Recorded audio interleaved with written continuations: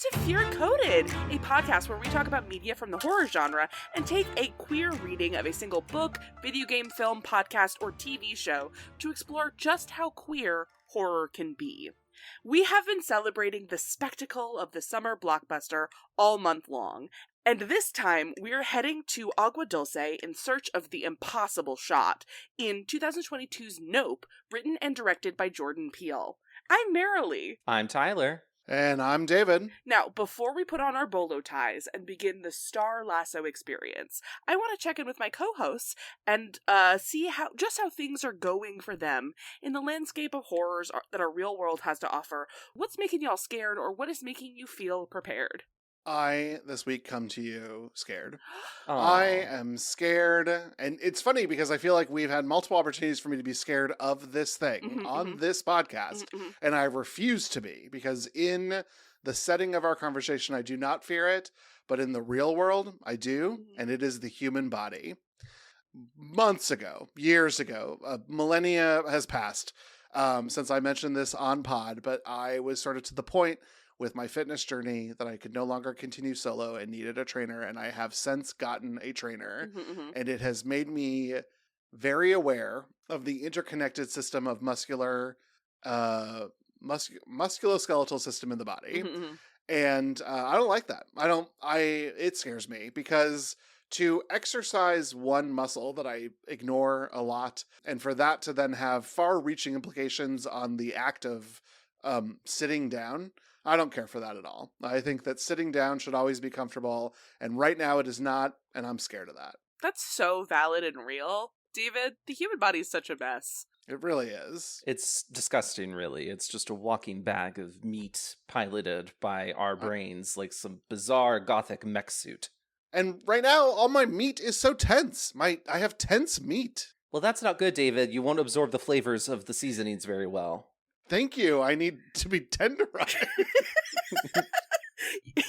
Yeah, I know it's been a lot of fun. I will say that my trainer was like, "Oh, you podcast? I would love to listen to it." So if you're listening, hi, Rafa. But it is a lot of fun. I have been learning a lot of different types of exercise to do. Rafa has encouraged me to do a lot of planking, and then criticized me for how high I put my butt in the air. And frankly, Rafa, it served me really well in most of my career, so I... Did you remind him that you're gay? He is very knowledgeable of that fact. To the point that in our last training, he's like, "How are you paying for this?" And I was like, "I don't know. I'm a kept woman. You're going to have to deal with Mr. Arnold on that one. I don't do the money things." Wow. Literally my words. And he was like, "Okay, I guess it's fine then." I just left. Like, I don't know how to pay for things. That's not my job. I married an accountant. I do feelings. He does money. I love this for you. I think that's how couples should work. Is Rafa, by the way, Rafael Nadal, the famous Spanish tennis player? He sadly not. No. No, I'm afraid. Nice try. That would have prepared me. Not that there's anything wrong with my Rafa. My Rafa is Brazilian. He's actually here from Brazil. He is learning Spanish. He can say things sometimes in Portuguese.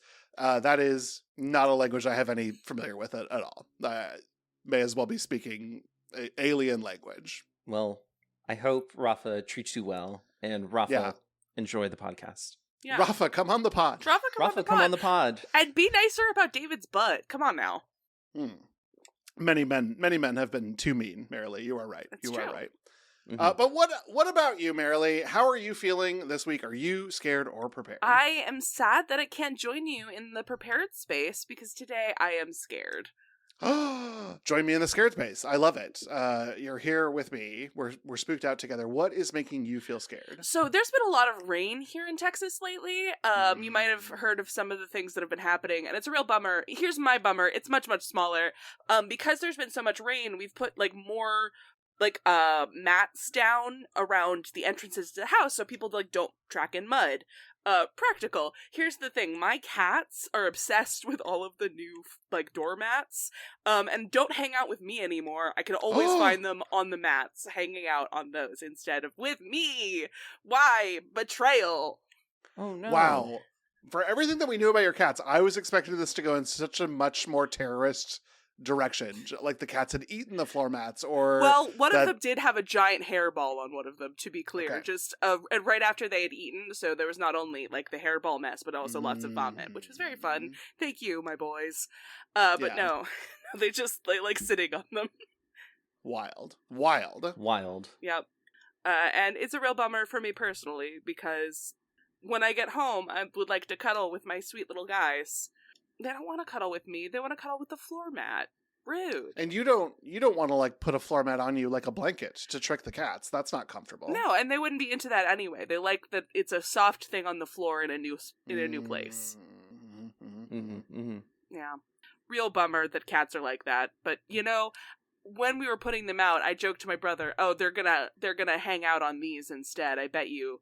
And if only we had bet money, because I was so right. I was way righter than I wanted to be. Yeah, the money would help you with your current loneliness. I think you could at least like put the money next to you. And be yeah, like, it would have been cool to have money to solace myself. But no, now I'm lonely and less rich. Just I would even suggest swimming in the money like Scrooge McDuck. Yeah, I'll take like the single $5 bill Incredible. and just kind of slither next to it or something. Oh my God. Yeah, all that germs. Oh no. What about you, Tyler? Scared or prepared? Gain, I cannot join you in the scared space. Oh, you're I am prepared. in the prepared space. Oh, I'm you're team holding prepared. You're holding us together. It's really just all you, Tyler. What do we have to cite for your mental fortitude this week? Well, listeners, you may or may not be able to tell, but I am on a brand new microphone. That's right. That's right. Tyler, you upped your game. You upped your podcast game. Yes, so now that the move is completed, my partner has a really great job. I've just decided, okay, it's time to like treat myself. And I'm going to treat myself with something I've been wanting to do for a very, very long time. And it's also my gift to our beloved editor, David, a proper microphone. Because I've been talking into a headset that I use for work. And now I have like a proper microphone with like the little fuzzy head on it. There's It's like so an arm. beautiful. It moves around. I can just tap a button on it and it mutes. And it's just really cool. And I love it. And the audio quality seems better. So I'm very happy about that. I am happy about that. Have you decided to use your new setup for work? Or are you still using your headset as usual? I think I'm going to stick with the headset as usual, just because that's easier to plug in and plug and unplug than doing the microphone and all that stuff. Fancy I also don't want to. microphone. Yeah, my fancy podcast microphone is just for podcasting. It's not for work. Work gets the headset. Although my coworkers listen to this, in which case, guys, I love you. And that headset is actually really nice. It's not cheap. It is a nice headset. It's a nice headset. It's what I used all this time. Yeah. So, there we go. There you go. Well, we've always had high quality conversations, but capturing them in higher fidelity will be upping our game even more. Absolutely. And I love that we're all now on external mics, and it is just incredible. Yeah. We're so legit. Yeah, we are. We're so It's too legit Listen, to we've quit. been podcasting for a year. Oh my God. Yeah. It's happening. You can't stop. Can't do it. Just truly and honestly incredible. I will say that I do a lot of work things now on this same mic setup. I'm just not in the mood to change anything. And sometimes I'll have a client who's like, "Oh, are you like a professional podcaster?" And I'm like, "No." Next question. I have no interest in mixing business and pleasure in this particular instance. Thank you very much. Obviously when you talk to me, there's soundproofing behind me. I've got this mic set up. I can't imagine how you draw any other conclusion, but I just don't need people that I'm in strictly business relationships with only coming in and finding the podcast. They find it on their own. Good for them. Welcome. Big tent. You're here.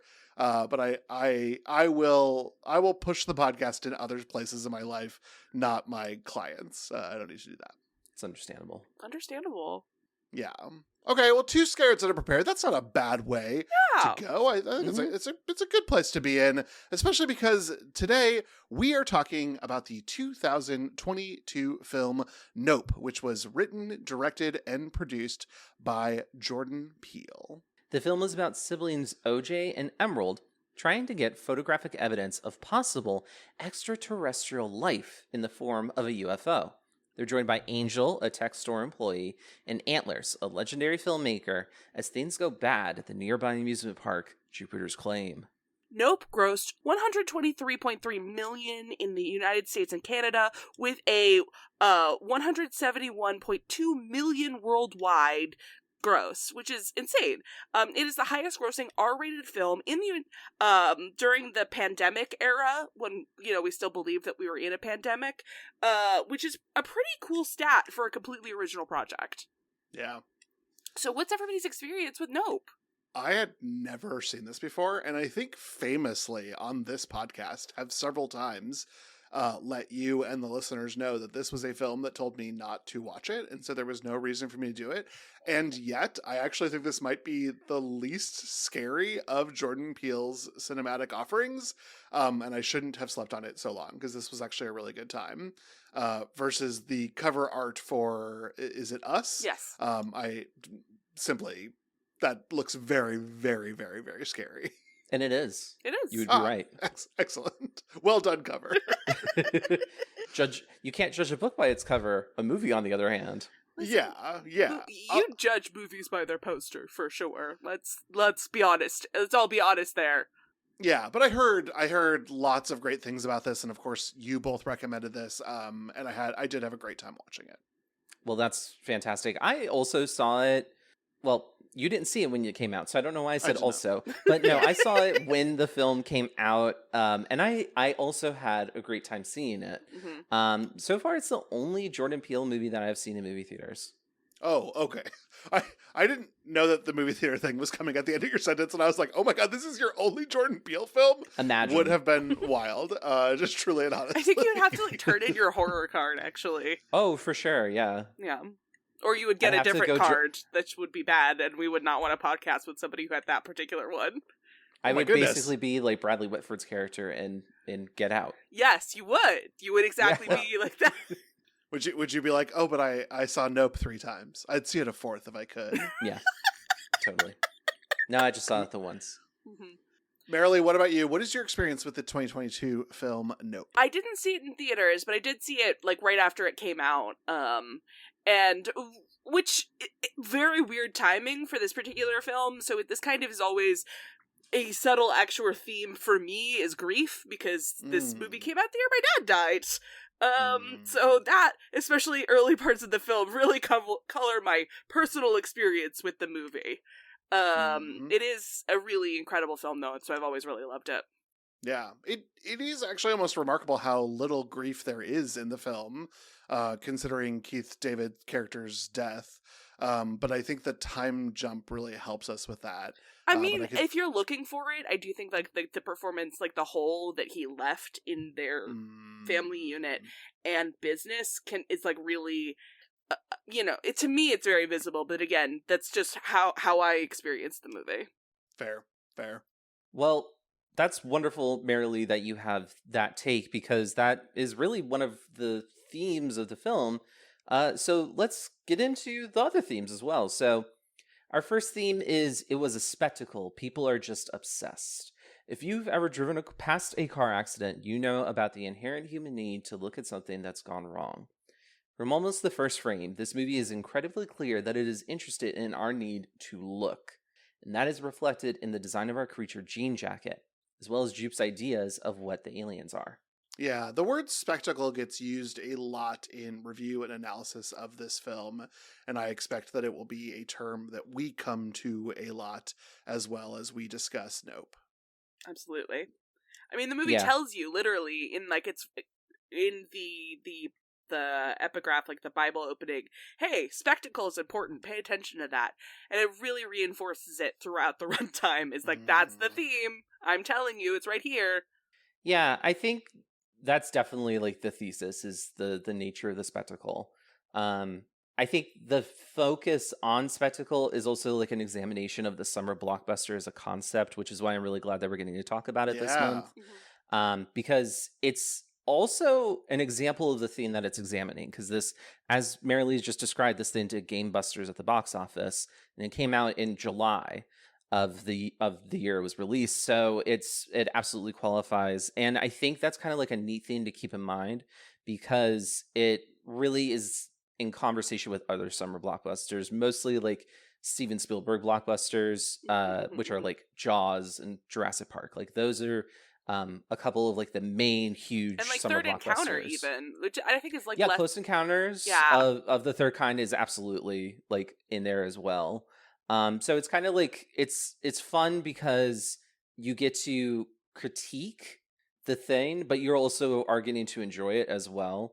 And it's kind of difficult to thread the needle on that, which I think might be why there's like a little bit more of I don't know. I think people are like at a little bit of a clash in terms of how much they like this movie. And I think that might be one of the reasons why is that people are just trying to decide what side they're on, and the movie doesn't really pick one. Jordan Peele has also talked about how the relentless news cycle of 2020 helped inspire the movie, which really makes a whole lot of sense when you think about it. The focus on like this shockingly rare or unprecedented phenomenon amidst one horrible revelation after another, that is very resonant. And the need to just look, and that's all we were really capable of doing in 2020 was just looking and watching. And the horror that comes with that, I think it's definitely all part and parcel. So it's a very interesting film. And I think that with where we are today and where we were in 2022, there is this notion that looking without action and looking away even are both symbolic actions of a type of complicity in violence.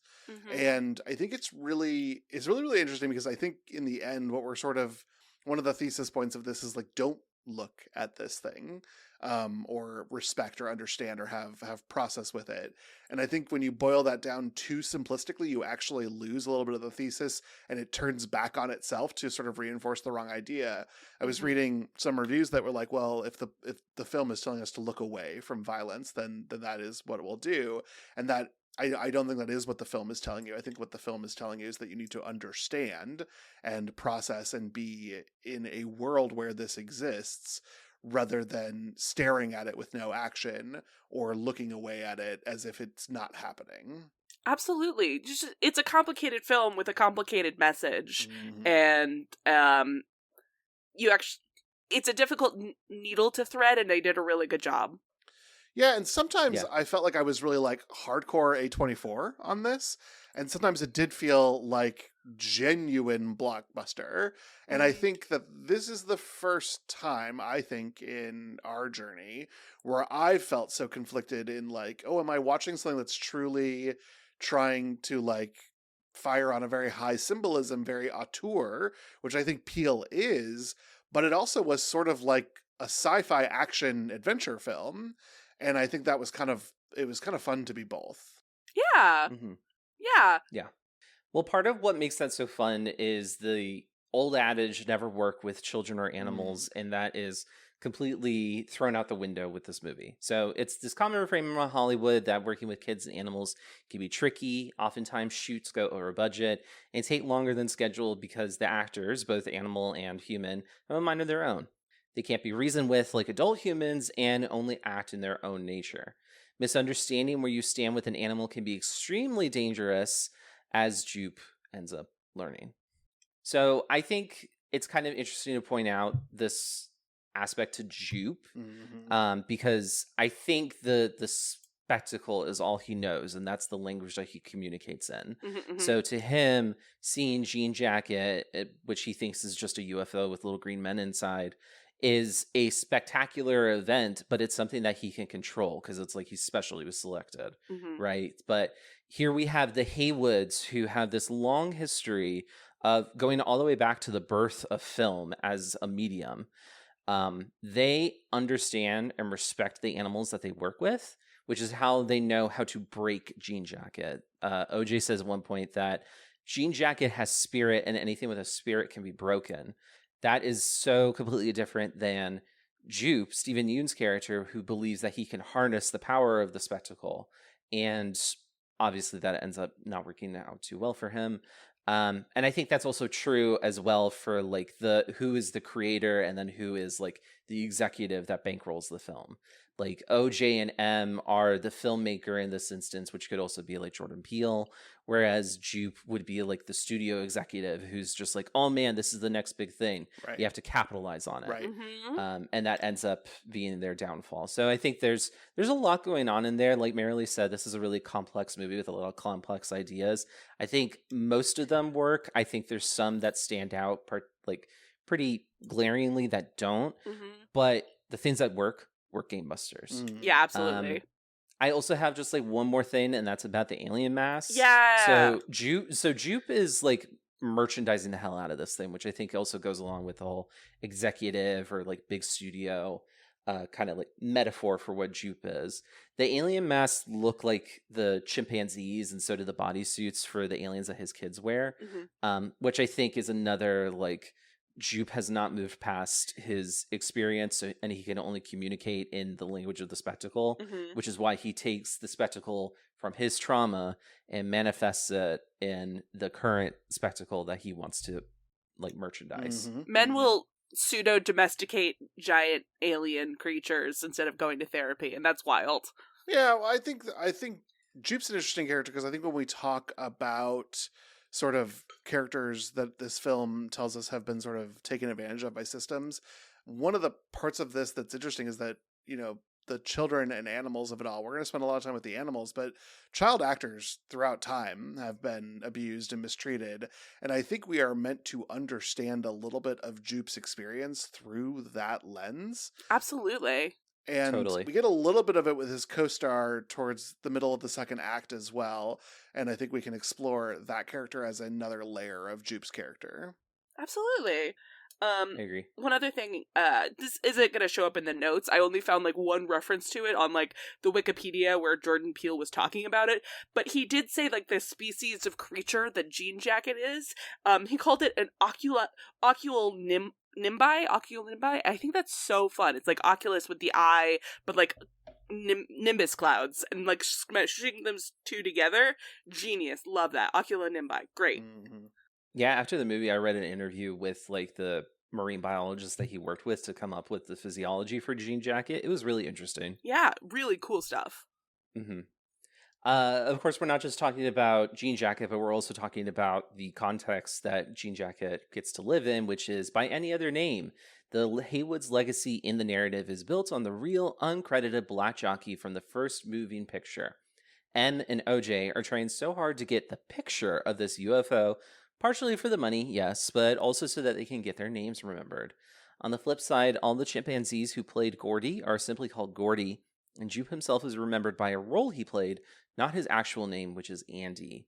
Without their names, who they are is ground away in a very real sense. Yeah, and this is where I thought the commentary was maybe the most prescient to me, was this idea that the part of spectacle is that we then ignore what actually makes up a story and what makes up a lived experience in lieu of the flash, in lieu of the big thing. And I think that same course of sort of trajectory takes us to things where groups are then targeted for violence towards them or towards prejudicial policy practices. And it's sort of a political world that we end up living in today that is modeled from this film's use of sort of the spectacle then carries. And so the idea that you can sort of blame a group in order to push an agenda is all part of this, but it ignores and forgets and doesn't, in fact, wants to look away from the actual experiences of the individuals in lieu of something that's a lot more simple to digest. Absolutely. Well put, David. I love that. I just want to add that Jean Jacket, which is what the characters end up calling the alien, is named after a Haywood horse. And then just going back to my previous statement, that this kind of goes along with the idea that the Haywoods understand Jean Jacket in a way that no one else does, because they treat it like it's an animal and respect it as such. And that's really the only way that they can like destroy it or defeat it or whatever, is by respecting it. So I think that's cool as well. Absolutely. Yeah. And also this idea that they attach a name to it as well, which makes it a thing that can be conquered. Right. Yeah. Right. Yeah. And I just want to say that that like a movie is really good and have like a lot of themes going in it when all of the themes that we talk about interlace really nicely and for like prove and rely on each other for like a more cohesive point. And I love this movie, you guys. Yeah. Which is what for sure. Which is sort of speaking of the auteur of it for Peele. Like, I think that this is an artist who puts genuinely important stories on film. And it's not to say that Spielberg doesn't, but I don't think that the themes of Jaws were as maybe layered and nuanced as the themes here in Nope. And that's what's kind of great about it, and is the fact that they're in communication with each other. Because, like, without Jaws, you would not have Nope. Oh, no. Absolutely. Absolutely. Yeah. I mean, literally a giant creature. Like, it's like, this is way more Jaws. Exactly. Tyler was teasing this before I had actually seen Nope. And so when Tyler was like, well, we might end up talking about Jaws again, I was like, is the Nope about a shark? Is it a shark eating horses? I knew there were horses. That's like all I knew about this movie was that there were horses. A shark that swims in the sky. Okay, well, I don't like that. And if you made a film about a shark that swam in the sky, I would consider it to be a horror film. But surprise me, filmmakers everywhere. But for this one, do we evaluate the 2022 film Nope as a horror media? Did this feel scary to you? Is it part of the horror genre? And I think this is actually the first one that I've sort of struggled with, and I probably had a different answer than the two of you. I had some really good scares in Act 1, but then it sort of turned into like a sci-fi action film, a sort of an adventure action sci-fi film. And I felt like the scares were a little less impactful, but then reading Tyler's comments and reading everyone else on the internet's comments, I think there were scenes that didn't hit me necessarily that everyone else in the world was impacted by. That's so interesting. Yeah, I really love that, David, and that actually made me think more about my response to the film. So I think the interior of Jean Jacket, the scene that we have, which I think kind of marks like the climax of Act 2, is like the most hellacious nightmare I could ever possibly imagine. I saw that scene, and it was Marshall's day off, and they'd been sitting like next to me watching some of the movie, and I just turned to them and just started shouting, "This is the worst thing I've ever seen in my life. I can't imagine anything worse. How could anyone think this isn't the worst thing possible?" Cue David being like, "It didn't work for me." I mean, it worked for me visually. I thought it was amazing. I thought it was beautiful. But it didn't scare me. And again, like, I went onto like Reddit forums and stuff, and I was like, oh, I am wrong. I am in the wrong here. Like, you're on the light. This scene united Reddit. Like, I am on the out here. You know it's bad if it unites Reddit. Truly, honestly, like I know I'm on the wrong side of history at this point. Well, I don't think you're totally on the wrong side of history, David, because I do think that the film starts to feel more like sci-fi action-y once they begin like the plan montage where they're actually like they're using Monopoly pieces and everyone's talking about what role they're going to take on. That felt like, okay, we just went from Alien to Aliens in the same film. Like, we've suddenly gone like action mode. Right. And I don't totally mind that. I think that's also like a critique that people had, was it was just like, well, it wasn't scary. And it's like, well, it is until it isn't. And that's because they start to realize what they're dealing with. It's kind of the same deal. Well, I guess it's not exactly the same deal as with Jaws, because when Jaws shows up, like, it's always scary because it's like every time Jaws appears, it's a jump scare. Right, exactly. And this is not. So I think that I agree with you, David. I don't think you're wrong. I don't think you're broken. I don't think anything like that. But I do think that it might even be like semi-intentional by Peele, but I think in so doing, it kind of takes a little bit away from the movie. Well, but I almost push back on that, because I think for a summer blockbuster, you do need a little bit of action behind it. I don't think that this genre of film, sort of the thing that comes out in summer, and a thing that is a little navel-gazing on the entire idea that it is a spectacle, needs to have the spectacle part of it. It needs to have a T-Rex chase. Like, it needs to have some of that. And like, I'll not to borrow Jurassic Park, but like, I am not scared during the T-Rex chase of Jurassic Park. It's thrilling. I'm scared of the raptor. Just like opening a door, because that shouldn't. They have little hooks. Oh my god, it's the Hook Man. He's back. But now in raptor form. Oh no. I know what you did last summer. Mutated into a velociraptor. I wish.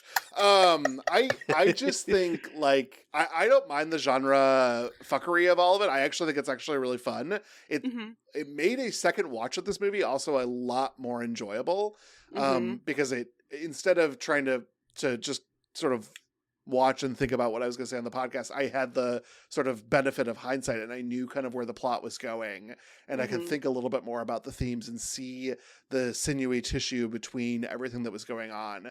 And so I love the third act. I think the third act is fantastic. It is so much fun. I just don't know that it's as horrific as other third acts we've seen in this podcast. Yeah, you know, I do think that that's very real. I think the idea that once they understand what is happening, the horror goes away a little bit, because in a lot of ways, that is kind of what horror is. You're scared of the unknowns. Once you understand something, you are not afraid of it as much. Right. And I think that rules. One other thing, just like on the term of like the genre of it all, I do want you guys to know that a lot of places list this as like a neo-Western, and I think that's fun. Sure. I can see that. I mean, it is about cowboys, and there is like a land dispute, and there's law and order, and it's all there. Yeah. OJ is very much like a good, like... He's like a man with no name. Silent cowboy. Yeah. Man with no name sort of vibes. And I think they play that up. I really like that. Absolutely. Yeah, no, I guess, I don't know. I didn't mean to criticize it, because I do like that we do have this genre shift. At the end, I just think I think that might be why some people don't like it, is they were just like, I paid to have the shit scared out of me, because that's what every Jordan Peele movie is. Right. And I think that is a difference with audience expectation.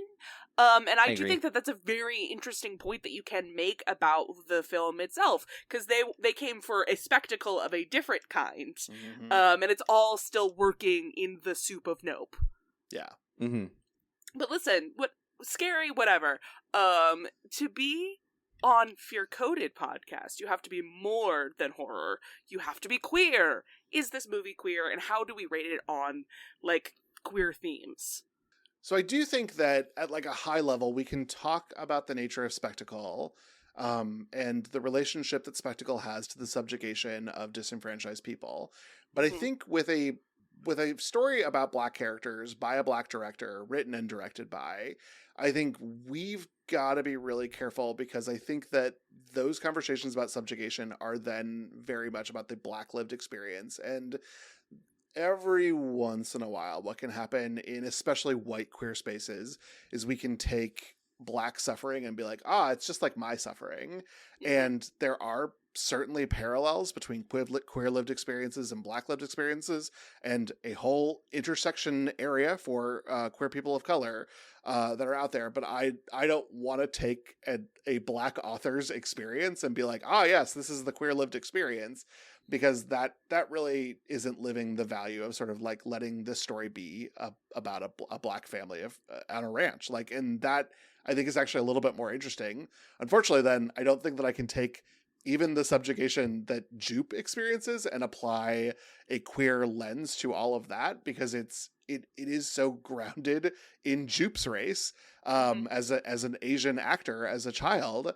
And I think that gets complicated too. And so I'm sort of steering us away, I think, from those items. We can talk big picture about spectacle, but I think for these specific characters, I'm not particularly interested in us using the spectacle as a way of implanting our own queer lived experiences. Let's talk about our own spectacles, for example. Yeah, really beautifully put, David. Yeah, I totally agree with you on that, David, especially because those conversations have been had and are being had. So there are, of course, you can very much find resources out there that discuss these things. There's articles, there's podcasts. I think one of the things that we really try and encourage you to do as a listener of Fear Coded is also listen to other podcasts from other queer people, people of color, other marginalized groups. They're out there. They deserve to be heard. And please, please consider that too. Well, and if you want to hear some white people be like, oh yeah, this is just like me, I assure you can also find that podcast. Yeah, I wouldn't recommend seeking that one out though. You don't need to seek it, Marilee. I found it all on my own. Oh Lord. boy. You Lord of know, mercy. speaking of intersectionality, I do think that it is really important to point out that Emerald is queer, and like that her experience throughout the film is that of like a queer woman of color. Mhm. And I think that's rad. I think that like the movie is there is so much life here, Mm. and that you can find queer people of color, which is not a typical in a lot of blockbusters. You know Right. what I mean? Right? So I do feel like that is important to point out. Does this make Emerald our first queer final girl? I think it might be. I do think it's a little difficult to thread that needle. We're getting a lot of mileage out of that term because she's the only principal female character in the movie. Ooh. Wow, I didn't think about that. I mean, it is a small ass cast. This is a small cast, really. Yeah. Mm-hmm. But no, I think it is like our first queer final person. Okay. Like lone survivor. Get it. Well, Although she she's isn't not really though. lone. Ah, yes. We'll get to that. We'll get to that. We'll get to that. Cart before the horse, merrily. Yeah. But Emerald, call me. Incredible character. Keke Palmer, absolutely. Keke Palmer, come on the podcast. Keke Palmer, come on the podcast. Keke Palmer, do not listen to these two. Just go on a date with me. You don't need this podcast. I will buy you Palmer, dinner. no. I'll treat you so much better than David can. He can't give you what I could give you. Jokes. I just want to play about. I just want to play Password with Keke Palmer. That is what I have to offer. Ooh, I want to watch. I want to eat like hot wings with her. Mm-hmm. Oh my god, I bet that'd be great. Oh, I can't offer that. I'd have nothing. See? Yeah, I mean, I think Kahlua, Yoon, and Palmer are all fantastic. I do, of course, have a giant place in my heart for Keith David. Keith David, come on the podcast. Yeah, incredible. But I think we're really talking about a cast of 3.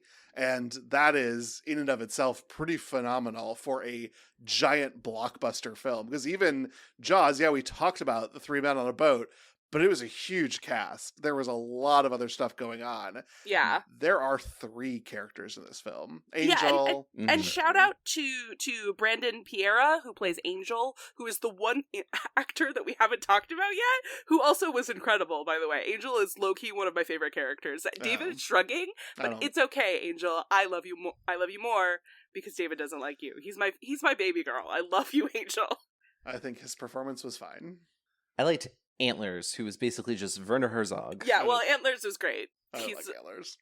Well, David's shaking his head, but David doesn't know why I liked Antlers. Okay, well, there you go. I know Werner. We'll talk about him. Great. Okay. Well, then are we ready to jump into the film and go beat by beat through the 2022 film Nope? Let's take us to the desert. But don't look up. I feel Don't Look Up is a different film, Tyler. Yeah. I feel like I'm overdoing it on always saying the year with this film, but it is weird to me to just say Nope as a film's name because I feel like I'm saying Nope. I feel like I'm saying the word no. Yeah. Listen, Jordan Peele, you are an auteur. I love and respect you. I swear to fucking God, you've got to get better titles for stuff. They're deeply ungoogleable. What is happening? No, I love that about him. SEO, never heard of her. Not SEO, historians, Tyler. No one will know what this film is in 700 years when the planet is boiling. We'll have bigger problems by then, David. Okay, well, true enough. Also, we might not even be here. Well, I hope we're not here. Well, we won't. God, if I have to live 700 years, oh God, I'm so done with this. I already talked about my body, Tyler. What? It's not going to get better in 700 years. Well, you could be a brain in a jar. Robot bodies when? Okay, but robot bodies would be cool in this film. But this film actually opens with audio from a scene that we will see again in more detail later over the opening credits of a sitcom television episode about a birthday party. There is the sound of a balloon popping, and then the screen cuts to black as the audio changes to shuddering breaths and the sounds of violence. An epigraph appears and reads, "I will cast abominable filth at you, make you vile, and make you a spectacle," quoting Nahum 3:6. Before the scene cuts again to a chimpanzee on a destroyed set with blood and bodies visible. The chimp looks directly at the camera before the scene changes to the Haywood home. OJ takes care of the horses in the barn as he listens to a radio discussing some missing hikers. Otis Sr. is training a horse outside when they hear a strange noise and the electronics all stop working. Suddenly, Otis Sr. collapses. OJ rushes him to the hospital, but it's too late. A coin somehow fell into his eye at high velocity and killed him.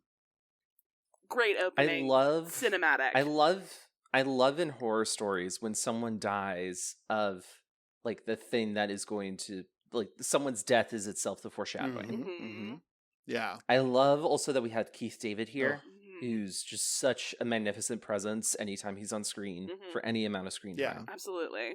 Keith David, you're looking fantastic, but unfortunately your recent weight loss has precluded you from being able to join the Arbogast School of Portly Gentlemen, but you're looking great. He's a student emeritus. Listen, we cover Requiem for a Dream, and he's going back in. He's re-enrolled. Tyler, that's such a stupid joke. I love that so much. You both mentioned that it's felt very cinematic. I've just got to say that the opening photography on both the sitcom and the ranch is so detailed and delicate, which the film doesn't need to do after this. These are all sort of establishing shots, although later the car ride back after they finish with the commercial, there's some great moments with Palmer being photographed in this truck. Oh my God, to die for. So the photography on this entire film is very, very good. I think that the CG of it all gets a little complicated once we actually get to Jean Jacket, because I almost just want to say ranch because the ranch looks so good every time it's on screen. You know, it's funny that you mentioned CG, David. Did you know there's almost no CG in this film? It's almost all practical. Sorry, practical layering of film on film to create a flying entity in the sky. They had like a real thing on a crane that they moved around. They had a real alien. Okay. Yeah, they actually got an alien from space for this film. I would love to hear more about that, Marilee. Well, I think that going off of the gorgeous cinematography, the opening shot of the upright shoe in the flashback to the sitcom is itself an example of a bad miracle. And that's what we see immediately, because shoes don't just fall that way. So for that to happen is statistically improbable, a miracle. But it's a bad miracle. And we see that context everywhere because there's blood on the shoe, which is immediately distorting the notion of that this is a miraculous event. There's the creepy sounds of the chimpanzee moving all around. There's the fact that we are in kind of like a forced perspective where the camera is, we could tell that the camera is like a representation of someone's perspective. And so we are witnessing something that is both great and terrible, like The Wizard of Oz. And that's what we consistently see throughout the remainder of this movie, because we have such amazing cinematography, amazing shots, and really, again, like kind of miraculous things happening. But for them to be miraculous in this context is to be bad. And so I think that's really cool that is like our, Jordan Peele, when he's got a thesis, he's making sure you fucking know that thesis. And we begin with it in our very first frame. Can you believe some people were like, I don't understand the point of this movie? God, it's like they didn't even watch it. Well, listeners who, didn't enjoy the movie, tell us what you think of the movie after listening to our podcast. So OJ and Emerald struggle to function at a commercial booking without their father. OJ is quiet and not very good with people, while Emerald is late and talks about lots of other projects she's working on, even leaving to network with people instead of helping OJ with the shoot. Because of the chaos, Lucky is spooked and kicks a sandbag, and while no one is hurt, the Haywoods are fired from the commercial. On the way home, they stop at Jupiter's Claim, a Western-themed attraction near their ranch, to sell the horse Lucky. Em admires some of the memorabilia around Jupiter's Claim, like the main office walls, and notices a magazine cover about a different show called Gordy's Home. Jupe, who is the proprietor of the Jupiter's Claim theme park, shows them a secret room that he has full of memorabilia for that show, and he tells them some background on the story of this tragic sitcom. When M presses Jupe about what really happened, he instead describes an SNL sketch that aired about the incident, saying they got it exactly right. But, as we will learn later, this is nowhere close to the truth. So I really love... I guess maybe we should start with the top. So OJ and Emerald are struggling to function at this commercial booking. I think like the movie does such a good job of introducing their like the character dynamics immediately in this scene, and really the whole film is kind of based off of the immediate relationship that we see between OJ and M, which is very strained and it doesn't really seem to take the Haywood legacy seriously. Whereas OJ kind of sees it as like his duty and responsibility. It's not just a means of like making money, but it's also like something that he does for his father, for the horses, etc. Whereas M just sees it as this business opportunity. Jordan Peele and Oz Perkins have a really great relationship. They both like collaborated on a movie called The Monkey that came out last year. And we can actually see him in the commercial scenes. One of the people that arrives is actually Oz Perkins, which I thought was a fun little cameo. Yeah. More than a cameo, he's in the cast. Like this is what's really incredible about how small this cast is this is a title cast. Like Oz Perkins shows up in the title cast. Like it's just pretty incredible. But then of course the Haywoods go to Jupiter's Claim. David, I see that you've got some stuff here about Jupiter's Claim. Can you tell us a little bit more about that? I think that it's amazingly on the nose symbolism because it is a theme park attraction, which means that everything is flat and it is really just to get you to experience what something could be like when in fact we are in a world where these buildings probably did exist. This has been recreated to be a spectacle for people to come and enjoy and engage with. And there's no need to do commentary around that. It is simply there to build the symbolism around the ultimate thesis of the film. Can we talk about Jupe for a second? Because absolutely, Stephen Yeun, who is playing Jupe here, is so phenomenal, and he gives so much like depth to the character of Jupe that I really love, especially because when the character was written, he was white, but they cast Stephen Yeun, and who really just, I feel like, changed the role and what it means. Obsessed with him, so good. I think it's really significant that like Jupiter's Claim and then Jupe's office and the memorabilia, it's all kind of like an onion ring of nothing. The idea of spectacle is like, oh, it's this big, beautiful thing, but at its hollow self is that it's, there's nothing there. Going like really deep into like kind of philosophy, we have this idea from a philosopher named Baudrillard who talked about simulation and simulacra, and the idea that we will create simulations of things that are a representation of the real without actually being the real concrete reality. So like a common example would be like the Starbucks, like it's impossible to tell which is the original Starbucks because all Starbucks look alike. In this case, we have a simulation of a like cowboy Western ranch, very like poor man's Disney World, poor man's Westworld kind of vibes. And it's meant to represent something else, but it's impossible for Jupe to do that because he does not think in substance. He thinks in only the spectacle of the surface level things. And so when M asks Jupe, like, hey, tell us the real truth behind what happened in that sitcom, because I remember hearing about it as like a urban legend, right? He can only tell them about the SNL skit because that's the language that he communicates in. He can only communicate in spectacle, the simulation. Right. He does not have access to the real, like, vivid thing because it's like so repressed that he has to have the spectacle as like a shield against that. And there's some leakage of that we can see, like the costumes of the aliens that we talked about earlier. And then I think he is forced to confront it when Jean Jacket really shows up for the like real time. And I think it's really fascinating to kind of see all of those things fall apart because the real ranch, the real deal, the real cowboy lifestyle isn't at Jupiter's Claim. It's at the Haywood Ranch. Absolutely. Yeah. I even like the door to his little sanctuary is the Mad Magazine cover to denote that this is where you enter this sort of museum that I've made to this forgotten thing. And to even mark it, I use sort of another call out, another parody of this experience because you obviously couldn't label it Gordy's Place like that. That would be too traumatic for Jupe to experience.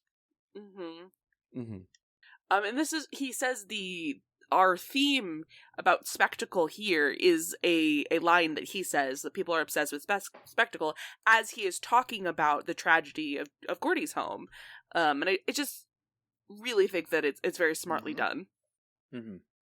So that night, Em and OJ discuss their dad and his legacy with them both before they notice a horse is loose. OJ tails the missing horse to nearby Jupiter's claim before hearing strange screaming and seeing something that looks remarkably like a UFO in the clouds. At the same time, the house experiences a power failure. The next day, they go to the electronics store for better security cameras, and they meet Angel, who comes to help them set it up. He jokes about UFOs, but throughout the installation gets more and more convinced there really is a UFO or UAP hotspot at the Haywood Ranch. Angel offers to monitor the feeds remotely, but M declines. I love the I see you motion that OJ makes during M's flashback. This ends up getting a reappearance later, which I think tells us a little bit more about the nature of the reality of the ending, but we'll get there when we get there. So I do love that we have that dynamic. I think the screaming noise of the UFO is really, really effective, and also kind of hides the idea that it's screaming because it's kind of modulated. And so on the first time we hear it, we're just like, oh my God, I hear screaming in the distance.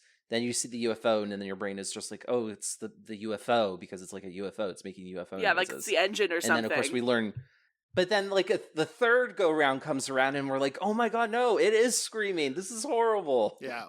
I do like that as a tension build, especially here in the first act. I think it is very well done to make you wonder what this is and to create sort of, I guess it's fear around threat.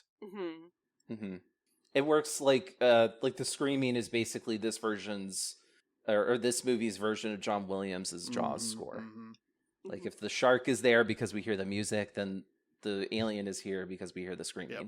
Which, when you know that it's actually like something alive in there, and like something screaming, means that probably the UFO could have been around a lot more, but there was just nothing in its belly at the time, which adds a whole other level of threat, which I think is fun. Yeah. And then just like a neat bit of trivia here. Nope is like accidentally a COVID period piece because Fry's, which is the store that they go to, closed down not long before the movie was released. So R.I.P. like, Fry's Electronics. R.I.P. This movie technically takes place maybe like 2019 or early 2020. Yeah. Incredible store. For those of you who never got to experience a Fry's, it was just a chaotic electronic superstore. Huge. You can still experience it if you come to Europe, where we have like Fry's, where there is just bins of things everywhere, no explanation of where things are. And if you ask, it's a coin flip on if you get a very, very helpful person or someone being like, do you even think you really need that? Which was my experience at Fry's. If I asked for a video card, it was either they will help me find the 16 bins that are scattered throughout the store that have video cards in them, or they would be like, why? And like justify your purchase. Incredible business model. I loved Fry's. Incredible. In our next set of scenes, M steals a horse statue from Jupiter's claim with a trail of pennant flags coming off of it and sets it up in a field. And in retaliation, Jupe's three sons break into the Haywood's barn to be creepy, wearing alien masks that are part of the Jupiter's claim routine. That night, something takes the horse statue, but cameras fail to get good footage of it because of a praying mantis on one camera and the power outage affecting the other. Angel reveals, however, that he was monitoring the Haywood's cameras anyway. The next day, M calls Antlers, the director obsessed with getting the impossible shot, but they won't give any details about what's going on, so he hangs up the phone. Angel arrives and reveals that a cloud on the horizon hasn't moved since the cameras were installed, and OJ says he's probably been staring at it for 6 months. I loved this prank that the kids play. I thought we were in a totally different situation and there were actually aliens here, and the kid doing like an inverted crunch and like hanging by his feet or whatever the fuck was going on scared the shit out of me and was an incredible first act scare. Yeah. Yeah. It's honestly, to me, one of the scarier sequences in the film because it worked for me the first time I watched it, and it even, like, it had been a couple years since I saw this movie, so the first time I watched it for, like, this, preparing for this recording, I forgot that this whole thing had happened, so it was like, what the fuck is going on? And legit scared me. Yeah, no, I was pissing my pants the first time I saw this scene. Thank you. And you know what? Many people have said it. I'm just like Keke Palmer. A bug shows up on a camera? Get the fuck out of here. I am done with that shit. I am so done. No, didn't like that. I also say that is probably the best use of like an accompanying score to be like, this is a scare. You scared. And it did a great job. And then she did the catharsis being like, oh God, I gotta fucking go to sleep. Yeah. I also love the bit when OJ's on his way back and he tells M like, oh yeah, the Jupe's kids are in our barn messing around. And she's immediately on the defense like, no one fucks with Haywood. I know, right? Yeah. I love it. And then he has to explain Incredible. like, no, you stole their horse. They were getting revenge. She's like, oh yeah. That's so good. Keke Palmer, please come on the podcast and also be my best friend. I also think the whole Jupe M exchange where he's like, where did you get your horse? But she beats him to the question out in the field. It's just it's really good comedy. Yeah. That you need to sort of let your guard down before this night of 1,000 scares. Well, that's Jordan Peele, man. Like, he knows how to make something funny and scary. And that's what makes him so menacing. Yeah. What about the cloud, you guys? Because the mobile cloud made me go, fuck, that's good when I watched the movie. Because, like, that's, like, it's so distinctively, like, creepypasta creepy, like, gets into the back of your brain, like, kind of spooky, that I love it. That was such a great idea to have, like, as a visual metaphor for the creature. Absolutely. Yeah. No, I genuinely was a little scared just watching the time-lapse video. And I loved that Peele gave us, the audience, the chance to be OJ in that moment and have OJ be like, oh shit, that cloud. While I think we, the audience, were going, oh shit, that cloud. Because it takes about the same amount of time. Yeah. Yeah, definitely. There is a Letterboxd review for this movie that simply says, does for cloud watchers what Jaws did for swimmers. True. And I think that's really fun. It's true. Well, in a flashback, we finally see the full scene from the beginning of the film on the Gordy's home set. The character Haley brings in a large box full of balloons as a present for Gordy, and as they fly up, one pops. The scene cuts to black, and we hear Gordy the chimpanzee become agitated and violent. People scream. We cut back again to Gordy roaming around the destroyed set, while young Jupe hides under a table, watching as the chimp attacks another actor. It seems confused when it pokes someone and they don't get up. Gordy sees young Jupe and curiously offers him a fist bump. Young Jupe reaches to connect when a gunshot rings out and kills Gordy in front of young Jupe. In the present day, adult Jupe gets ready with his wife for the special show preview that they've been advertising. At the same time, OJ decides to get Lucky back and heads over to Jupiter's claim. At the Star Lasso experience, Jupe explains that for 6 months, they had been seeing a UFO. He calls the aliens the viewers and thinks they trust him, though they haven't come out of their ship yet. But things don't go as planned. The ship shows up early, Lucky doesn't run out like he's supposed to, and the crowd is sucked up instead. It is horrible. For 66% of the hosts of this podcast, it is horrible. Yeah. Let's not start there. Let's start with the Gordy of it all, because I think there's just so much to say about this. I think that it is such a stark sequence, and it is such an important sequence for us to understand the sort of final movement of this film.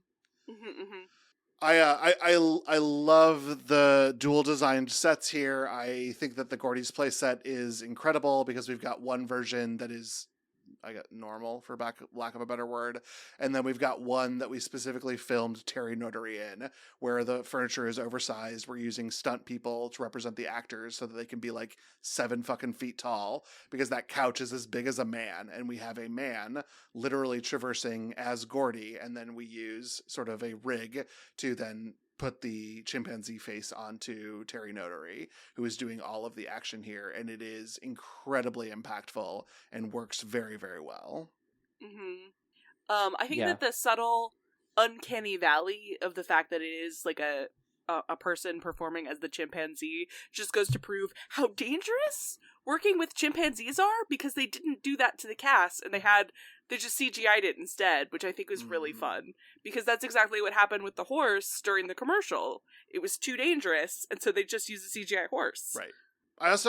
I like that this sort of sets up Jupe's character arc, which we are about to then snuff out very quickly, which is that as a child, he believed he had this special bond with dangerous creatures, and that sort of informs what he will then think of with Jean Jacket, and that leads to his sort of hubris. And now we're in like the oldest story, which is like flying too fucking high to the sun and getting burnt or digested. And I love that. I love this sort of setup for Jupe. I love that it is delivered all under this title card of Gordy. I think that Gordy is Jupe, Jupe is Gordy. It is like this one self-contained story that exists and then feeds on the broader story of Jean Jacket. Yeah.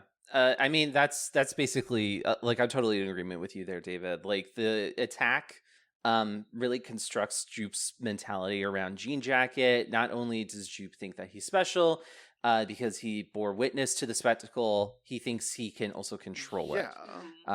This desire to control the spectacle instead of, like, respecting it or trying to, like, get along with it or live with it, keeps him from seeing the truth, which is the grimness that is behind the spectacle. It's empty inside, and Jean Jacket is rapidly no longer becoming empty because of all the things that he's been eating. But still, that it's just taking, and then eventually it ends up taking Jupe and the others. And then, as David alluded to, and as I said earlier, I find the scene inside of Jean Jacket to be the most upsetting. To me, it like plays on my fear of like small spaces, but then also the idea that not only are you being slowly digested, you're aware of it all the entire time, and there's no hope of escape. And then you just end up going mad because of it, because they just will never stop screaming. Until they do, and there's like an ominous crunch. Yeah, I found that very upsetting. So, but I also know that a lot of people find the Gordy's home scene like way more upsetting. Yeah. I think the added nature of having Mary Jo Elliott attend the show and us see that Jupe was not the only survivor of this incident, but was the only intact survivor, added a layer. But it was sort of like this the Gordy scene was already done by the time we meet Mary Jo Elliott in her veil, and we don't even see the veil unveiled until it's Jean Jacket's attack. And so it really is sort of retroactive horror to the Gordy scene, which I think is smart and authorial, but doesn't make the Gordy scene more scary to watch because now you're just working off your memory. Well, so the thing about the Gordy scene and Mary Jo Elliott is, like, the first time you're watching the attack, awful, horrible things are happening. The second time you watch it, when you know that Mary Jo Elliott survives and what her injuries are, at least to me, it looks very clear. Like, we see Gordy the ape eat her face a little bit. Like, you hear, like, the crunch, like, the wet. Oh, sorry, Tyler. Tyler's throwing up. Tyler's throwing up off camera. He's just lost it, gang. I was just saying, like, you just keep going, and then David will edit it out. Never. No, we're putting you on blast, homie. Well, and I'm still trying to figure out how to make the mic muted. I even love that it does seem to be referential to Travis the chimpanzee, and the incident that happened in Connecticut where her friend came over, and this woman had an exotic pet. Her friend came over, a friend who had been there many times, took her. I think it was Travis's Tickle Me Elmo doll. I think that's how grounded in like 2000s lore this whole thing was. And Travis like lost his mind, and the owner had to stab Travis and called the police, or called 911 in her locked car to explain that Travis was eating her friend's face, and you can hear Travis the chimpanzee on the 911 call, and it played constantly. And it is the spectacle that I assume all of this is drawing from. Yeah, absolutely. I think it must have been. Yeah, but like there are several chimpanzee attacks. If you like people interacting with chimpanzees in a like domesticated space, except that chimpanzees aren't domestic animals. Right. And you have like story after story after story of incidents like this. Shout out to the chimpanzee that almost killed Reagan. Wish you had finished the job, homie. Yeah, listen, we were rooting for you, everyone. We were all rooting for you. Jodie Foster would have been so impressed by that chimpanzee. So impressed. Anyway, the people inside Jean Jacket was filmed practically, and I think that's awful, and I love it. They went inside an alien? Oh my god. Yes, they built an alien on sounds. Talk about that experience. Yeah, for real. But like there's a special feature where like it's one long continuous shot, and like they have built to this track that they show it. It's really incredible filmmaking. Yeah, I would have been horrified by that, but at the same time, like I would have enjoyed filming it, like being an actor in there, because I bet it was like it's not actually like cramped. You're not actually having your bones crushed. No, but so it is a like, very like tight little box that they're in with like the weird inflatables like, around and stuff, and they all look soft. So it just would have been like. I feel like you're really coming around to my way of thinking on this digestion scene. Not that I ever thought that it was like comfy. I just don't think that in the paragon of horror, like I even think being swallowed by a whale wouldn't be horrific for me. Even though I would die and it would be terrible. But I just don't think these are the things that draw on like primal fears that I hold versus you all. But if a praying mantis showed up within 10 feet of me, I would scream. And so that is now what we know. So Marilee and I are afraid of like being swallowed by a whale. So like a water type. Yeah. Whereas David is afraid of bug types. Yes. So you know, Pokemon trainers, that you think make sure you note that stuff down. Yeah, Pokemon? There we Is go. Anyway, hold on to that example for later. It's a surprise tool that will help. Anyway, OJ arrives at an empty Jupiter's Claim and finds Lucky, but is injured when Jean Jacket comes back and passes out. At the Haywoods, Angel and M get trapped in the house by the creature Jean Jacket. They hear the crowd screaming above them before it all stops, and then the inorganic objects rain from the sky all around them, and then it starts raining blood. OJ brings Lucky home in a horse trailer, and the creature spits out the horse decoy on top of his truck. He also figures out that the creature doesn't like being looked at. Eventually, OJ, M, and Angel are able to escape. The police think everyone at Jupiter's Claim was washed away in a flash flood, but Antlers remembers it's the same place that the Haywards were calling from and becomes interested in what's going on. Yeah.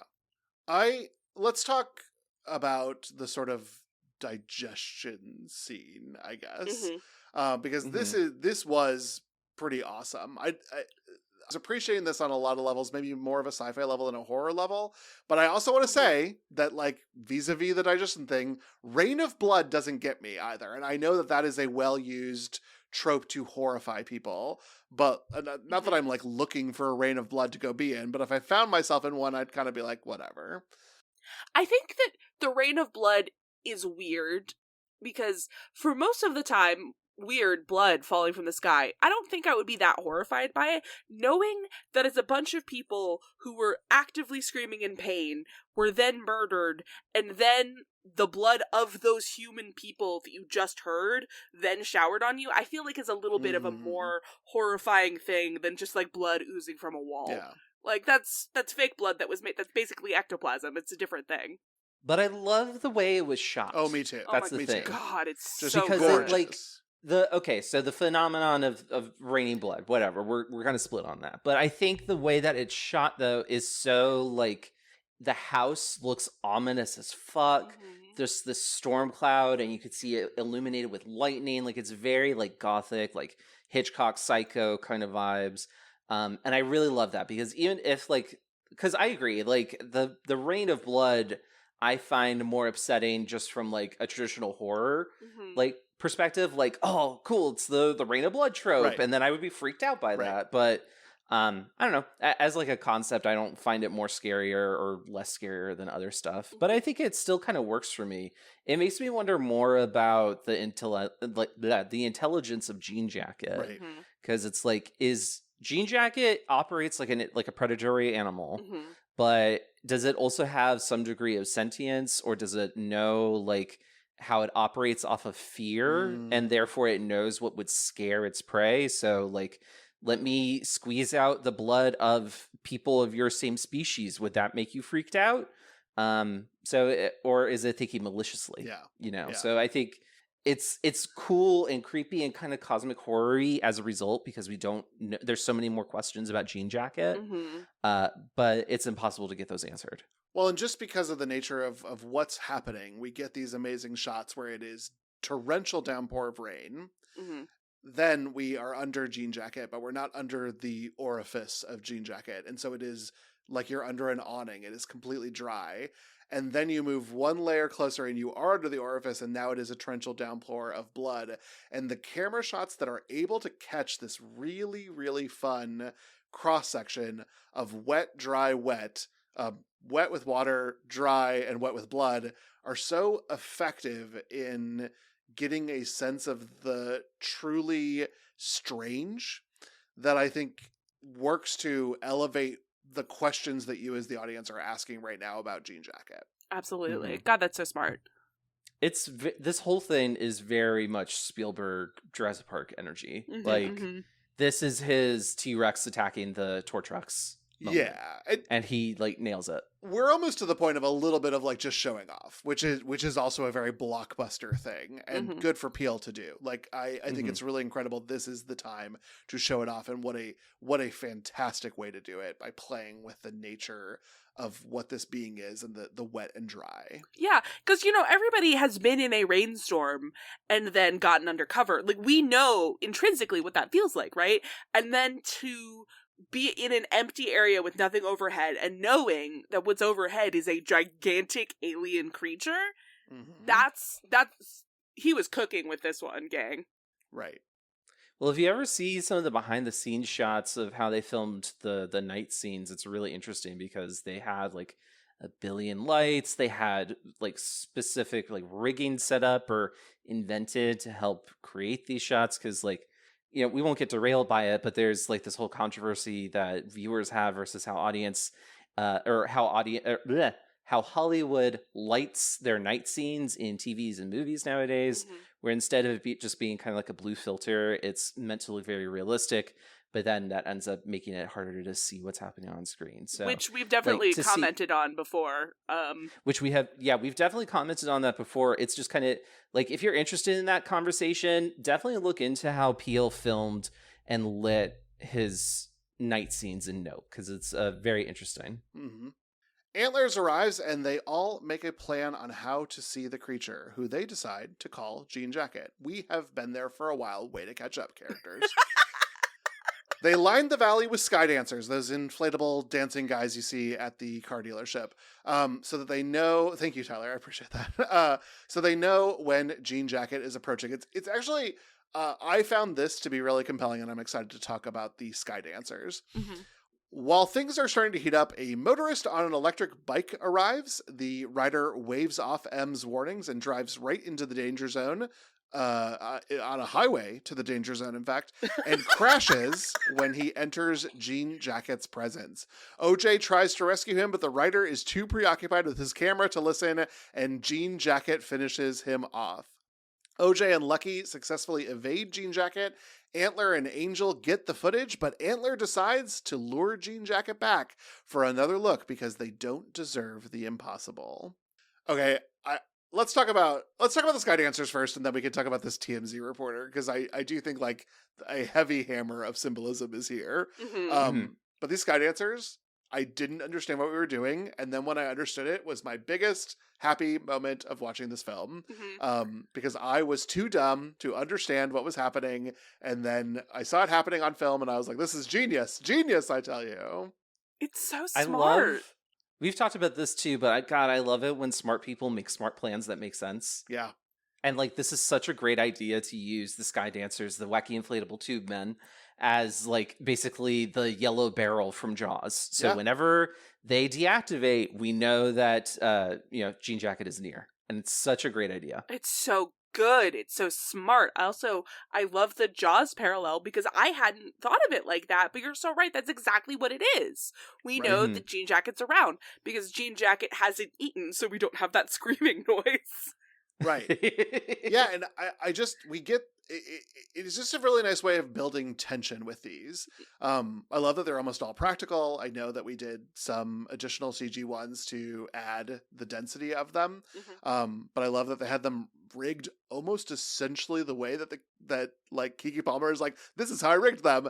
And like to know that is almost identical to how they rigged them on the film is sort of incredible. Yeah. Yeah. Oh, God, I love her. I also just really love that, like, the plan montage is really good. Like, we have funny little moments in there. We have badass moments. Like, it's summer blockbuster through and through. Exactly. And this is kind of like the point in the movie that we were talking about where it's like, once they recognize and can conceptualize what Jean Jacket is, it becomes less scary. But it shifts over to something that I find equally as entertaining. And I think we all kind of agreed, like, this is just as fun as the spooky stuff. Absolutely. Yeah. I love the side five that OJ and M give each other after Antlers tells them that he's got a non-electric camera. Like, that was just, like, very, like, joyful, like, sibling energy. And I'm really glad that Peele, like, directed them that way. Especially because, like, Daniel Kaluuya's character is so, like, he's very subdued. He's that man with no name kind of Western trope. And to see him have those moments where he's like hyped up, it makes me hyped up. So and good. I love that. Yeah. So God, it's so Daniel good. Kaluuya, come on the podcast. We love you. We do.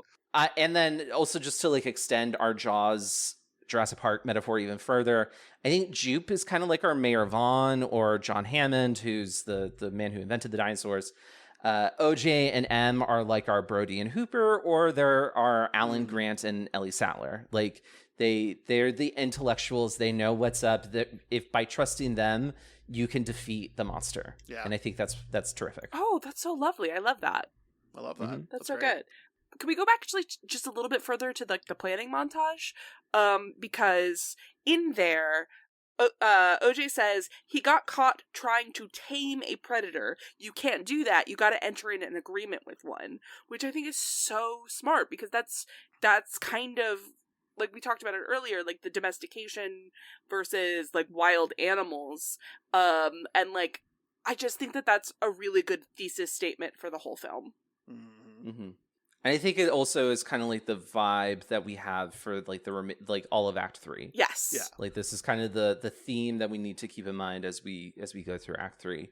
But after the plan starts happening and it actually seems to be going well, we have a sudden intruder. Yeah. So there's two things that are stopping us from getting to the joy of Act 3. One is TMZ reporter and the other is Antlers. So let's talk about each of these in turn. Mm-hmm.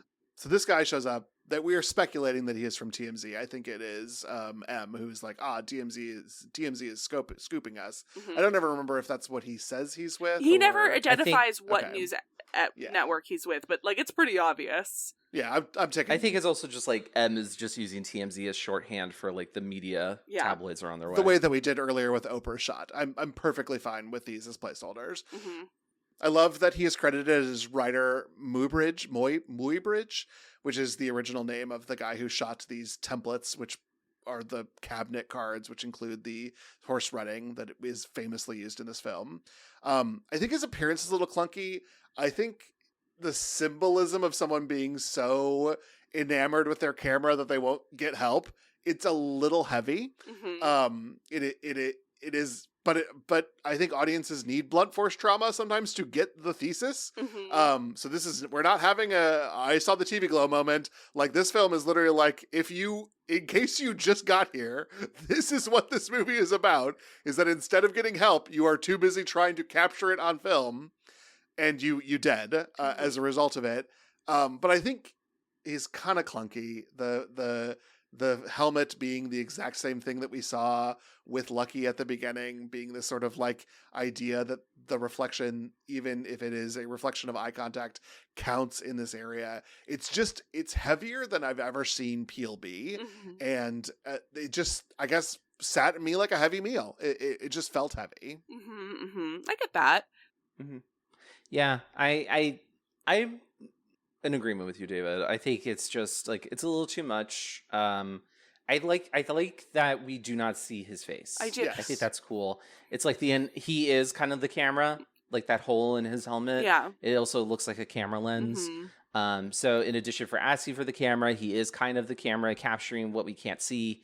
And we are also kind of OJ in that moment because we're like trying to avoid Jean Jacket. We're not looking at him, and we haven't really seen him at all this whole time until now. He shows up and he's going to eat this biker guy. Can I try and, again, I think that your points are completely valid.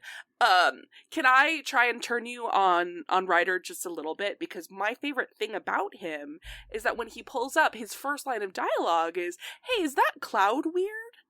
And I think that it's really smart that this TMZ guy, who is representing the media, immediately notices what OJ spent months not seeing. He is looking for spectacle, and he immediately found it. Like, he didn't understand what he's seeing, but he saw something strange immediately. And I think that that's, I don't know what is going on there, but I thought it was really fun. Yeah, I think it has to do with him being like an extension of the camera. Yeah. I think for both the writer and for Antlers, they're not the Haywoods. I almost have nothing better to say than that, is that the characters I care about are somewhere else. And anytime they're not on screen, I'm asking, where are OJ and M? Because they're the ones I care about. I don't even really care about Angel, except that he gets a really cool sequence in a couple seconds. And I did love that. And so Angel gets a pass. But Antlers and the writer just don't, they don't matter to me, I guess. I do kind of want to talk about Antlers now. Let's talk about Antlers. I am usually pretty generous with characters making inconceivable decisions because people are inconceivable people, as we have seen in 2025. Genuinely. This, however, I don't think really works for me because we never saw Antlers behave in this way before. I don't know if he was like driven mad by the sight of Jean Jacket, which is like, that's kind of Lovecrafty, cosmic horror, and we've been skirting those vibes quite a bit in this movie. So I could kind of buy that, but at the same time, we don't really see his like, his face is not telling me that he's going insane or that he's driven to suicide because he has seen something so impossible and beautiful that no one else should see it. Yeah. You know, we don't get any of that. I wonder, Tyler, if I can take on Marilee's role this time and try to shift your focus on this. While I don't care about Antlers and I do want him to die, I will say that his decision to go again did seem forecasted in everything that we had seen of him, because every time he's on the phone, he is watching footage that he has shot of violence of animals, and all they were able to capture of Jean Jacket was presence, and it seemed like to Antlers, without violence, it didn't count. Yeah, very much so, like that thing. I also, it's golden hour. Like, they shot Jean Jacket right before the light turns magic, which is the thing that he says. And so, like, he is pitched as this very eccentric guy who, again, he's, like, editing footage of a boa constrictor eating a tiger. And like, just a deeply strange man. Yeah, but then why does he say they don't deserve the impossible? That's where I get hung up on. Because I could buy him, like, going back and just being like, I could do better, we could get the golden hour shot, But then he says, like, they don't deserve the impossible, or we don't deserve the impossible, or something like that. And then I can even buy him filming it as he's getting sucked up inside Jean Jacket, but then I just don't... The line is what throws me. The line is hard. The line was hard for me, too. Yeah, weird line. Weird man, I guess. Everything else I get. Yeah. And everything else I can appreciate him doing in character. It's just that one quote. Like, if I could... Jordan Peele, come on the podcast so I can ask you about this one sentence. Truly, though, Tyler, I would have bought We Don't Deserve the Impossible if he had ripped the film canister out and exposed it, too. I actually felt like I missed something when I heard that line. I rewound and watched the scene again, because I thought I truly, in my mind, was like, oh, he must have ripped the film canister off, and I just didn't catch it for some reason. Because it's the sort of thing that you would say, almost having like a villain heel turn moment of being like, no, only perfection will capture this creature, not the imperfect that we just got. The whole thing was a little bit weird, and it didn't reinforce the film's thesis to me. So it was also kind of hard on that level, and it was whatever. He's about to die, so who cares? Yeah. Speaking of him dying, let's get to it, because Antlers gets eaten. He just gets zooped right on Goodbye. Bye. Angel wraps himself in a tarp and barbed wire to try and save himself, and it works. Jean Jacket spits him out. Emerald is hiding in the shed when it too is sucked up and destroyed, but she manages to escape. OJ acts as a decoy once again, so M has time to get to Ryder's bike and escape. Jean Jacket's form changes and shifts into a threat display, going from a typical flying saucer shape to a gigantic alien other. But at the center, it looks remarkably like a camera lens in honestly one of my favorite shots in the film. Just like it going again and again. It looks so cool. M hears Lucky scream, but doesn't know what's happened to her brother.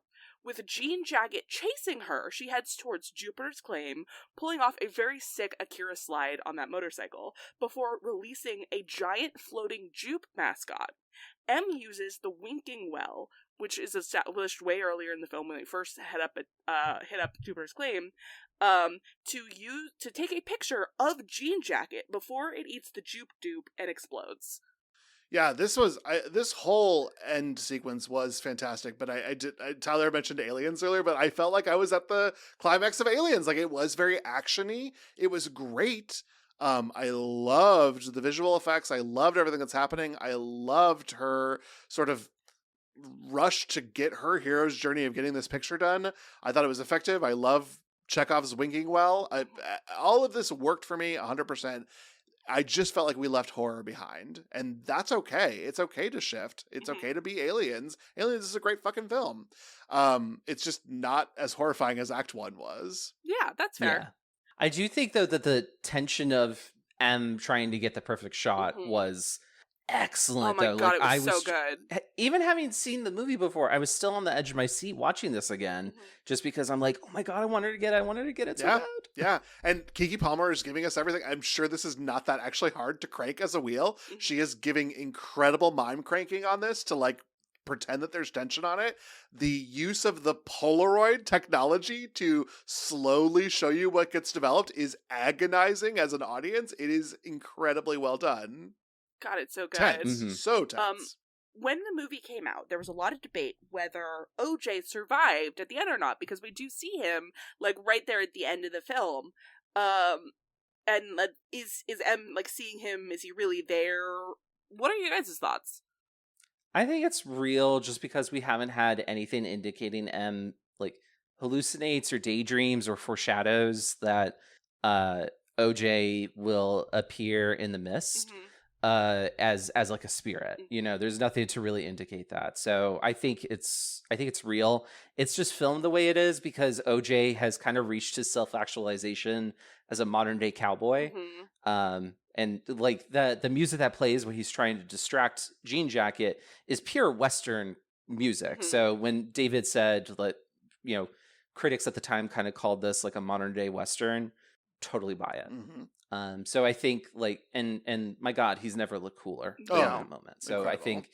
I think it's real. I think it also kind of makes me think back to Jordan Peele's decision to change the ending of Get Out, which was originally supposed to end with Daniel Kaluuya's character going to jail, and changing it because of we get enough stories about Black men going to jail, and we get enough stories about, you know, Black people dying. It's nice to have an ending that, you know, does not end in that way. Yeah. So I prefer to think that this is real.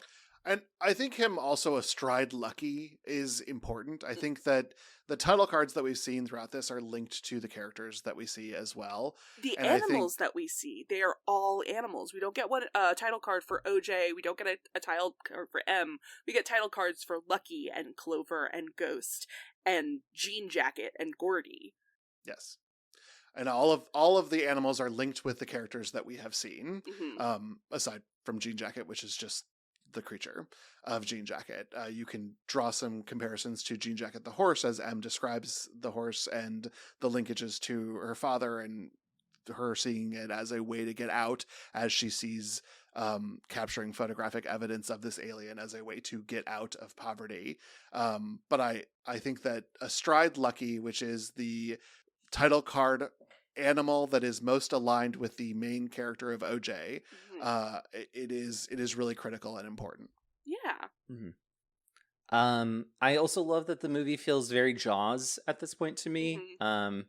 It's kind of neat that Keke Palmer becomes our Sheriff Brody. because she blows up the monster.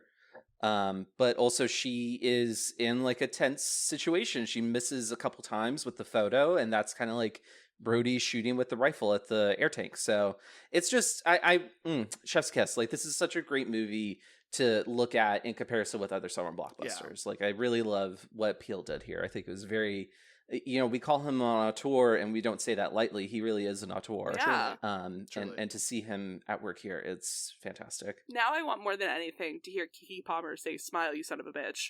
Yeah. She should have. That would, you know what? It would have been too campy, I think, to be in this film to do the direct Jaws thing there.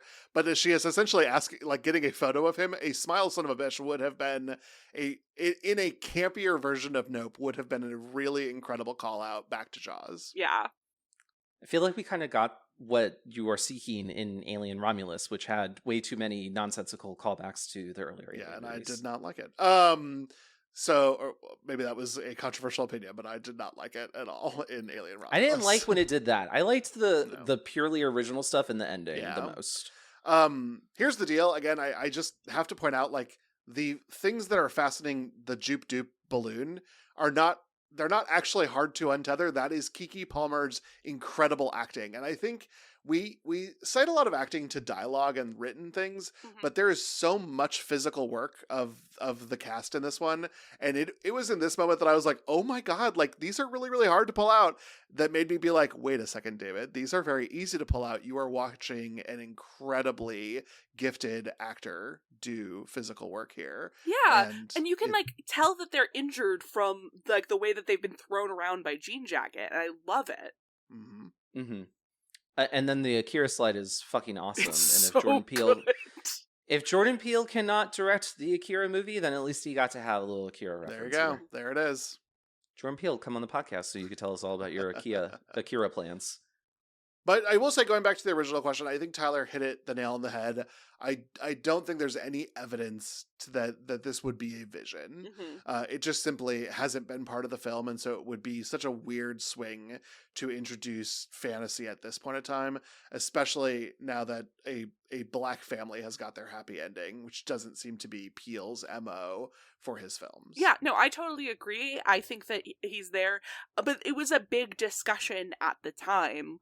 Like, how did he escape? How is he alive? I think the fact that he is underneath a big sign that says "Out Yonder," a lot of people took to mean like he was dead. This is his spirit returning, like his ghost for a second.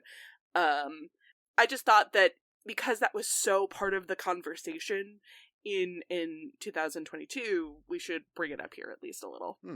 Totally. I think also Peele is conscious of the fact that, like, when he shot it the way he did, he was like, maybe people will think that he's dead. I just want to have like a little bit of mystery at the end of the movie. Yeah, didn't feel mysterious to me. Sorry, Peele. Try again next time. I'm sure he's shaking his fist in anger that you were not caught up. Nope. I didn't even see this critique barely, so I truly I will say Nope gets mentioned a lot in the film. Sometimes almost a little distractingly. I think that when Kaluuya does it, it's amazing. When I don't remember where it was. I think it was in the filming of it was in Gordy's home. It was one of the Gordy's first home. lines of the film where she's like, "You'd think an astrophysicist or whatever the fuck the dad's game job is would like know about like would think about these little things." Nope.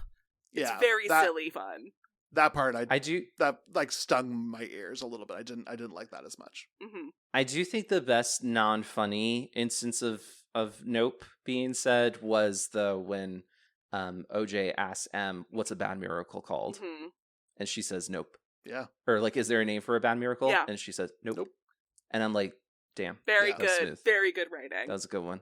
But the best use of Nope in general was when OJ looked up into the sky, saw the clouds, saw Jean Jacket, and just went back inside. Nope. Yep. No, he closed his door and he locked it. He was like, "That's simply none of my business." Well, I love when he did that. And I didn't look into this because I just assumed it as fact, but I guess I should call to question that the sort of namesake and presence of all of this is about the sort of way that stereotypical black characters would just be like, there's no way I'm fucking with this.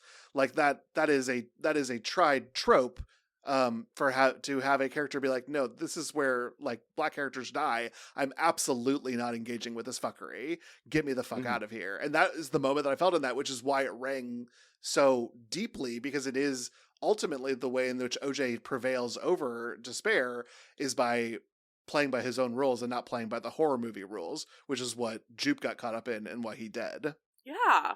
God, so smart. Well, how did we feel about Nope in terms of horror or queerness after our conversation?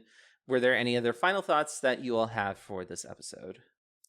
I think that I was reminded of some other horrifying moments as we talked about them. I don't think I remembered being scared of the horse coming through the truck, but when one of you was reading that description, I was like, oh yeah, that definitely scared the fuck out of me. And that was a later act scare. I just don't think that the creature scared me, which it doesn't have to. It doesn't have to be a xenomorph. The xenomorph scared me every time I saw it. This creature didn't scare me, but a lot of the things it did scare me. I loved the blood rain. Well, it wasn't my particular fear. I thought it was well shot. I loved the scares in Act 1. I do think this is a horror, to be sure. I just think it is a multi-genre innate, and that's okay too. Yeah. I've said this before. I'll say that just again, must a horror movie be scary? No, I don't think so. Yeah. But I think without scares in this one, Marilee, I don't know that there's enough other horror DNA in this to have it work without at least some scares that are part of it. And I think that Peele as a director is always going to incorporate scares into his work. I think he is just a little wired for that. Even in some of the work that he did around Twilight Zone, there's a little bit of creep that comes into his work, and he just is a very naturally horror aligned director. I think it's a little bit like when we talked about Schoenberg. I don't think they will produce work that is not horror, just like I don't think Peele will produce the work that is not horror.